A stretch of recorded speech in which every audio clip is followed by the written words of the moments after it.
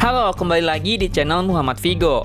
Oke, karena anime Spring 2022 sebentar lagi akan berakhir semua, mari kita membahas beberapa anime Summer 2022 yang ditunggu-tunggu oleh banyak orang, berdasarkan pengamatan yang telah dilakukan. Oke, nggak usah lama-lama lagi, kita langsung masuk aja ke list anime yang ditunggu-tunggu oleh banyak orang.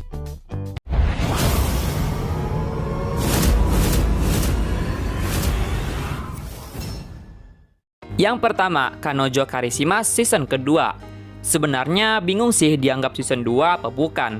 Karena menurut beberapa pihak, ini bukan season 2-nya, melainkan lanjutan dari episode terakhir atau episode ke-12 yang ada di season pertamanya. Sehingga bisa dikatakan episode perdana yang ada di sekarang ini adalah episode ke-13.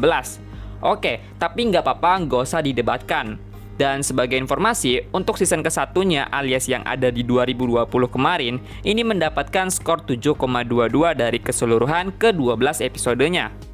Dikutip dari tirto.id, season 1 dikisahkan bahwa Chizuru terlibat percakapan serius dengan Mami Nanami, mantan Kazuya.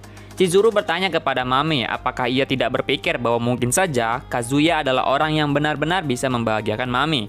Namun, Mami meminta agar Chizuru mengurus urusannya sendiri daripada turut campur hubungannya dengan Kazuya. Kazuya yang sedari tadi mencuri dengar percakapan itu hanya bisa menangis. Ia menyadari di balik sikap Chizuru yang tampaknya cuek dan tidak peduli dengan sekitar, sebenarnya sang pacar sewaan sangat memperhatikan dirinya.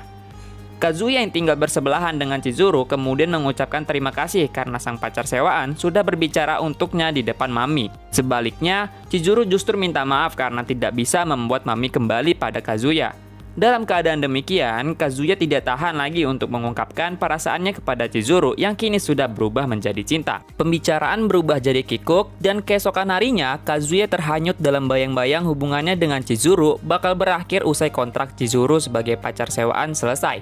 Episode ke-13 yang merupakan episode pertama Kanojo Karishima season kedua akan menjadi kelanjutan alur cerita ini yang merupakan adaptasi dari manganya sejak chapter ke-50. Yang kedua, Classroom of the Elite season kedua. Nah, siapa nih yang awal-awalnya bilang kalau animenya ini nggak bakal dapat lanjutannya? Ternyata kalian salah besar. Bahkan informasi yang diberikan langsung dikasih tahu kalau pihak studionya langsung mengkonfirmasi bahwa ada season kedua dan season ketiganya secara bersamaan. Season 2 di tahun 2022 dan season ketiga di tahun 2023. Sebagai informasi bahwa Classroom of the Elite ini anime yang gue banget bagi kebanyakan orang, dan pada season pertamanya anime ini mendapatkan skor keseluruhan sebesar 7,86.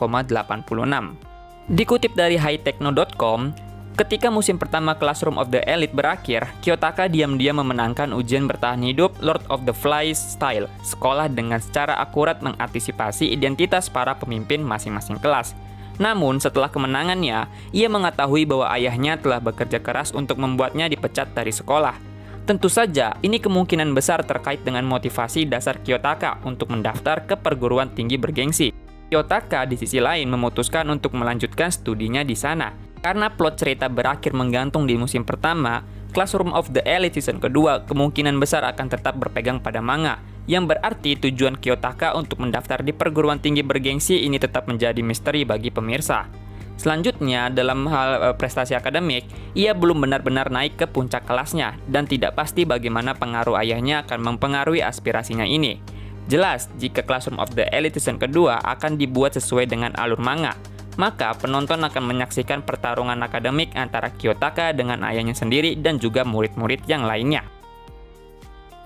Yang ketiga, Overlord season keempat. Yakin nih bahwa anime Overlord season keempatnya sudah banyak ditunggu-tunggu orang. Anime yang pada season ketiganya ini mendapatkan skor keseluruhan sebesar 7,92, ini didasarkan pada cerita light novelnya.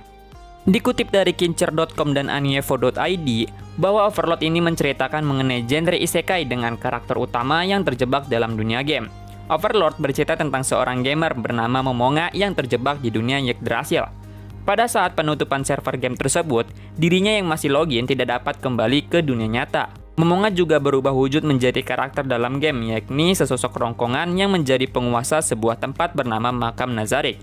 Momonga pun memutuskan mengubah namanya menjadi Ainz Owlgown, serta berencana menguasai dunia tersebut untuk mencari tahu penyebab dirinya terjebak. Nah, Ainz atau Momonga ini mengkhawatirkan terkait dengan penurunan sumber daya di kerajaan. Ia berencana untuk memperkuat guild petualangannya. Setelah menemukan Sorcerer Kingdom, ia berjalan ke kamar wali kota untuk mengambil tahta kota Erantel. Ainz berjalan masuk ke ruang belajar barunya untuk membahas beberapa masalah penting bersama dengan Yuri dan Albedo. Kemungkinan Albedo akan menyampaikan perasaannya kepada tuannya tercinta. Season keempat kemungkinan akan menyoroti aktor Pandora. Pandora bertanya kepada Ainz tentang rencana masa depannya untuk kerajaan Sorcerer. Namun, Ainz ragu tentang apa yang harus dilakukan dengan negara besarnya. Dalam season keempat ini juga, Pandora juga mendapatkan perlakuan khusus dari Ainz yang akan dia coba rahasiakan dari orang lain. Yang keempat, Hatara Kumo-sama season kedua. Wah, ini mah apalagi, anime ini pasti banyak ditunggu-tunggu orang banyak selepas tayang pertama kali di tahun 2013. Ya, 9 tahun yang lalu cuy, dan mendapatkan rating keseluruhan untuk season pertamanya sebesar 7,78. Dikutip dari dafuda.com dan kyoto.contan.id, anime ini bercerita tentang Mosadao, seorang raja iblis yang berada di dunianya. Suatu ketika saat perang melawan pahlawan, ia pun kalah dan lari ke dunia manusia. Hal itu disebabkan oleh hero bernama Emilia. Raja Iblis dan jenderalnya mundur dengan tergesa-gesa ke alam semesta paralel. Mereka mendarat di tengah-tengah Tokyo modern yang ramai. Akan tetapi, siapa sangka saat berada di dunia manusia, ia berubah menjadi orang miskin. Nah, saat sedang menjalani hari-harinya yang biasa dengan keadaan yang miskin, siapa sangka juga rupanya muncul masalah baru yang melibatkan Mosadao dengan Emi Yusa. Masalah tersebut berkaitan dengan seorang anak kecil yang tiba-tiba muncul dan menganggap Mao sebagai ayahnya serta Emi sebagai ibunya. Karena tidak memiliki sihir yang diperlukan untuk kembali ke rumah, keduanya dipaksa untuk mengambil identitas sebagai manusia. Lalu mereka menjalani kehidupan manusia biasa sampai mereka dapat menemukan solusi yang lebih baik.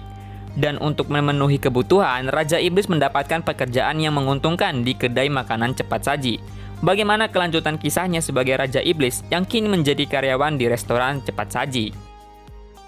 Yang kelima, Tonikaku Kawaii Seifuku. Tenang, ini bukan S2-nya, melainkan episode spesial dari Tonikaku Kawaii, dan untuk kabar season keduanya belum tahu kapan akan ditayangkan. Tetapi udah dikonfirmasi kok bakal ada S2-nya. Namun tetap saja kalau episode spesial ini ditunggu-tunggu oleh banyak orang selepas season pertamanya yang sudah tamat. Season pertama dari anime ini mendapatkan skor keseluruhan sebesar 7,92.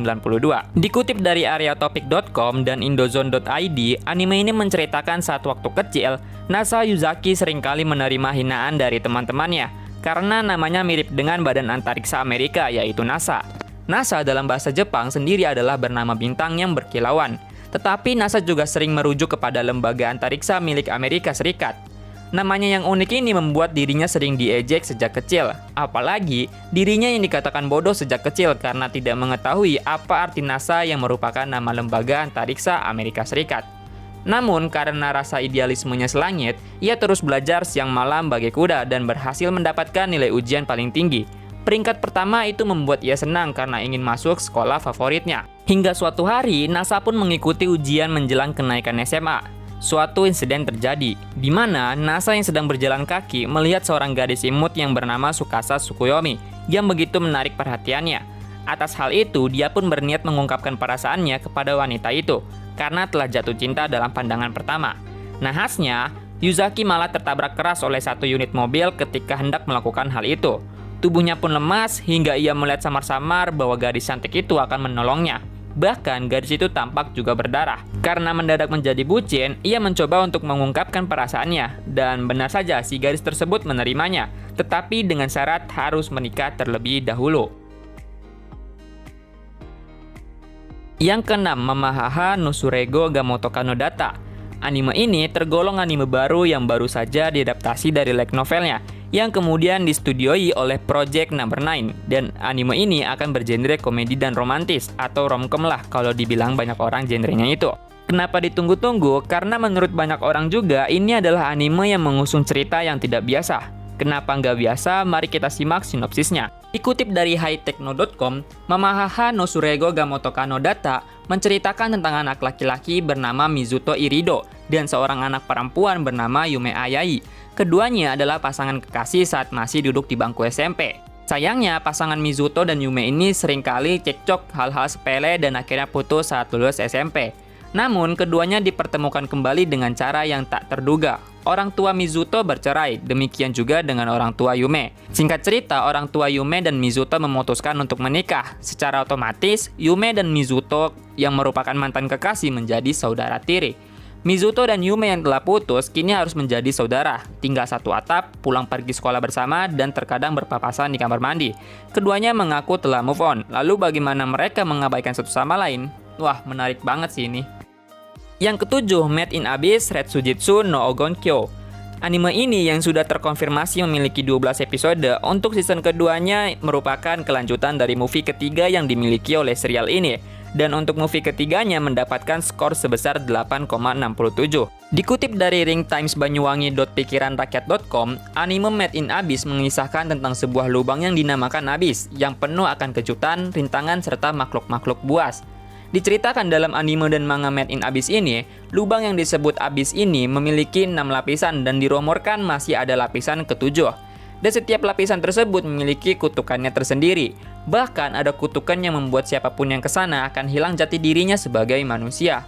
Cerita anime ini berfokus kepada Riko, Rek, dan Nanachi yang melakukan petualangan ke dasar lubang Abyss untuk mencari ibu dari Riko yang dikabarkan menghilang selama ekspedisi.